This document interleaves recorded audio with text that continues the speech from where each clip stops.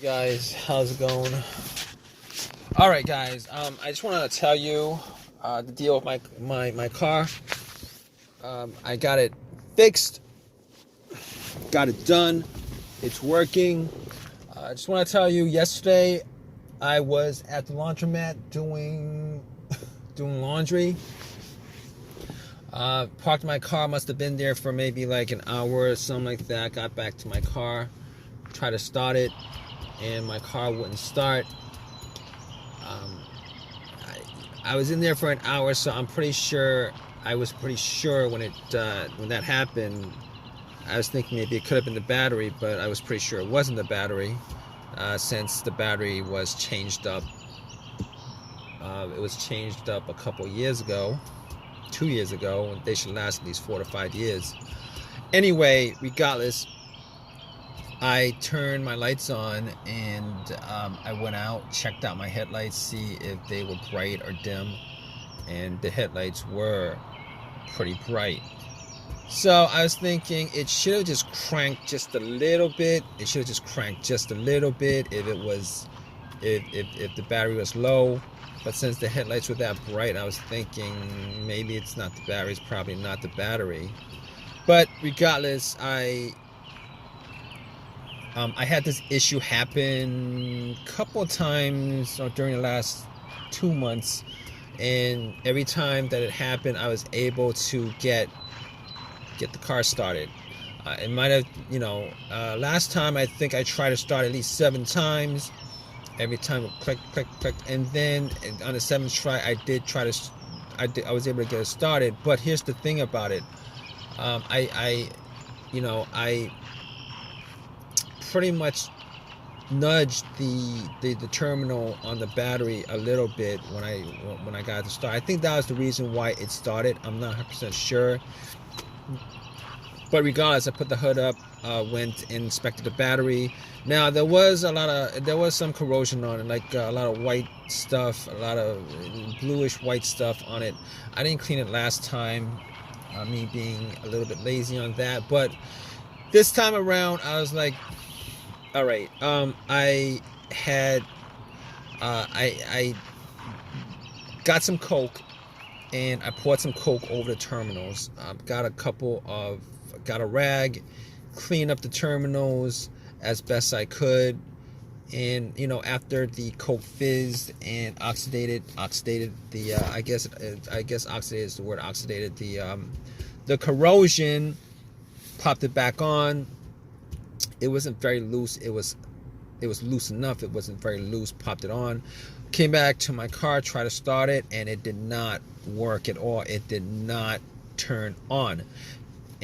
But the thing about it is everything else in the car worked. The radio worked. The dash lights were good. Blow motor was good. Everything was working normally. Remotes, the remote for the doors, security, alarm, whatever. Everything else worked. So at that point, I was pretty sure it was in the battery, but I wasn't 100% sure on it. So I actually went, got a booster pack, because I bought one from Walmart because of what happened last time with my car. I put the booster pack on the terminals, and the booster pack was at 100% when I put it on, and this would have at least cranked it up a little bit. I would have at least heard some movement, some sound from the engine. So basically, I put it on, tried to start it, and it didn't do anything. Had the same thing, heard a click. Tried it again, heard a click. All right, so at that point, I knew that it wasn't the battery. I knew that it wasn't the alternator, because if it was the alternator, it would have started. It would start up, and then once I took the power pack off, it would have just died off. So at that point, I knew it wasn't the battery, it wasn't the alternator. So I was checking the negative cable on the battery, the ground wire that connects to the frame of the car, just to make sure that it was connected, secured, and tight, which it was. It was secure, it was connected, it was tight. And basically,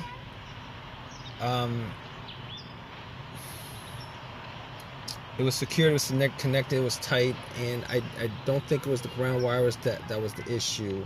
So at that point, I was thinking, okay, I was troubleshooting the whole entire thing. It wasn't any of those things. I was hoping it was at least one of those things so that it would have been easy fix. Now, so basically, there's still a couple of things that I thought might have caused it. I did have an OBD2 scanner with me that I bought from Walmart because of, the last couple of times that it happened. Here's the thing about OBD2 when it comes to no start issues. Those $19 OBD2 will not give you. There's no code that will generate for a no start issue. With that kind of situation. Popped it in just to make sure that there was connection to that the car's computer, PCM, ECM was working and connected to the car itself, and it was. It scanned it, came up with no codes, so I was satisfied that it wasn't the car's computer that was causing this no start issue. And after that, I pretty much thought, okay, not the car's computer, could eliminate that. I was thinking, okay, what else could it be? It could be a fuse or a relay. So basically with the relay, I was like, it could be the relay, but considering I try to start it at least 15, probably like 20 times, probably close to 20 times. Probably shouldn't have tried to start it that often, but anyway, I did try to start at least 15 times, and every time it would click. Every time it would click. Every time try to start it, click. Try to start it, click. Try to start it. I heard like a faint click. Now, basically, that click is the relay.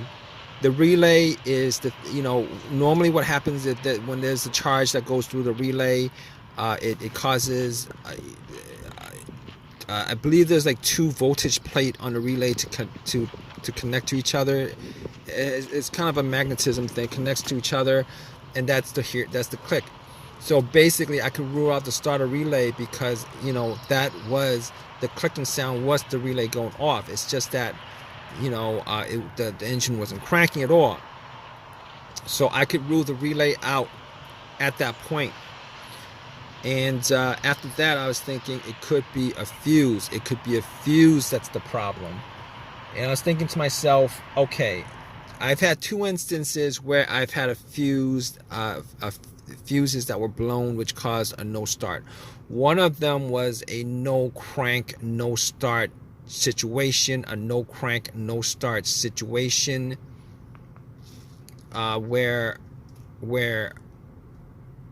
I had no power at all in the car. No power at all. It was as if the battery was removed from the car. No power at all. Turned out that it was the main fuse on that car. The main fuse. Now that was a Honda that I had. It was a main fuse, and this is common to a lot of Hondas that I had. It was a main fuse that blew. And the reason why I knew it was the main fuse because I had 2 screwdrivers, and I crossed up the middle portions of the rod and the screwdrivers, and it started up. So it was not. Obviously, the situation is not the same situation because I am getting power to everything. I'm getting power to everything, but it just wouldn't crank up. So I could cross that off the list. The next situation I had was with, I believe it was probably a fuse to the PCM or the fuse to the fuel pump that blew. I believe that was that situation, and essentially what happened was it was the car that I had it would crank, but it wouldn't start. It would crank, but it wouldn't start. So once I changed up the fuse, it would start up after that. Turn over, I mean. But unfortunately, I didn't have that. That's not an easy fix for this car, considering I have no cranking at all. I can't crank. There's no crank. All it does is make a click. It doesn't crank. It just makes a click. doesn't crank. So okay, so I could pretty much rule out those two fuse blown scenarios that I had previously. I could pretty much just rule those scenarios out, and I could just rule those scenarios out. So what I have left pretty much outside of the key fob, I'd consider it was maybe a key fob issue, but to be honest, I actually changed up the key on the key fob, and I didn't think it was an ignition issue. I didn't think it was an ignition issue. So I was thinking to myself, okay, it's probably the starter at that point. It was probably the starter at that point, considering it has all the symptoms of a starter going out. But here's the thing about that. I had the starter changed up like a year and a half ago, and I've only put up maybe like about 15,000 miles on the car. Probably around like 15,000 miles on the car. And basically, I was thinking to myself, what are the chances that it was the starter that's the problem? But regardless of that, there was no way I could test that out offhand, so I had to call AAA, have them tow the car, and tow the